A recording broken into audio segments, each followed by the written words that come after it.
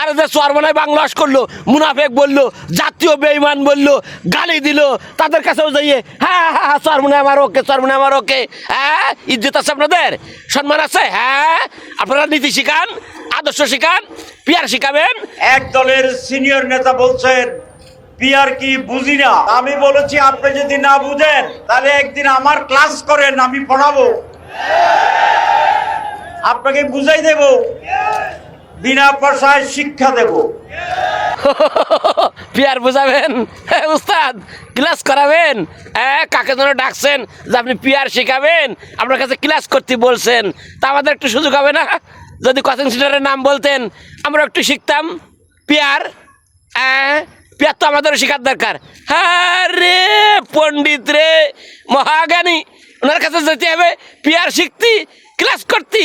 বাহ, হায় রে অহংকার রে, হায় রে আল্লাহ রে, আমি স্বপ্নেও কল্পনা করতে পারি নাই যে শেখ হাসিনা চলে গেলে ওনাদের মতন ইস্টাবলিশড প্রতাপশালী ব্যক্তির বিরুদ্ধে আমার ভিডিও করা লাগবে। বাহ, কি অহংকার, কি গৌরব, কি শিক্ষিত, কোচিং সেন্টার খুলছে।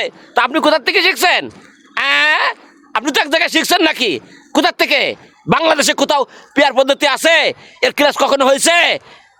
সেই দেশ স্বাধীনের পরে পেয়ার পদ্ধতির নির্বাচনে দেশের জনগণ জানে?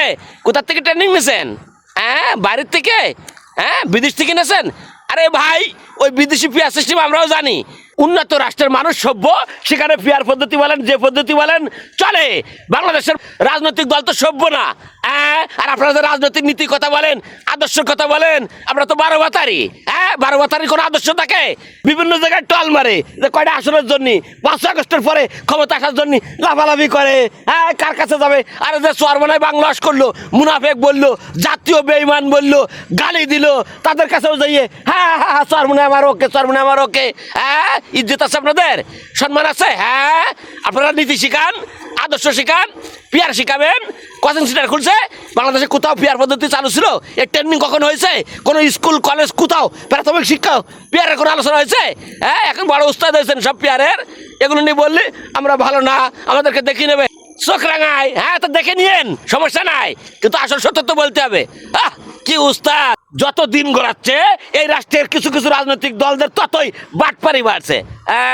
কি ধরনের কথা যে আমার কাছে আসেন, ক্লাস করেন। আরে বাবা রে, কি কোচিং সেন্টার খুলে বসে রয়েছে পেয়ার নিয়ে। আমি এই কথাগুলো কেন বলছি? আরে ভাই, 19 বছর বাংলাদেশে ভোট হয় নাই, নির্বাচন হলে তখন বোঝা যাবে কার কি অবস্থান, কোন দল কতটা সিট পায়, হ্যাঁ, কারা ক্ষমতা আসবে, জনগণ কাদেরকে চায়, কিছুই এখনো পর্যন্ত আমাদের মাথার ভিতরে নাই। কারণ সেটি জানতে হলে একটি নির্বাচন হইতে হবে, আর সেই নির্বাচনে ভোট চুরি হয় কিনা, পেশি শক্তি কেউ খাটায় কিনা, সেটিও আমাদের অজানা রয়েছে। যারা খাটাতো তারা তো চলে গেছে।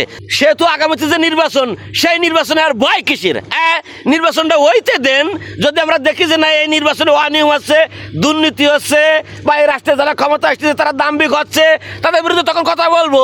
আপনার কোচিং সেন্টারে যাবো, যাই সেখান থেকে পিয়ার ট্রেনিং নেবো, পরে নির্বাচনে পিয়ার পদ্ধতি করবো। হ্যাঁ, অগ্রিম এত বাটপারি কেন?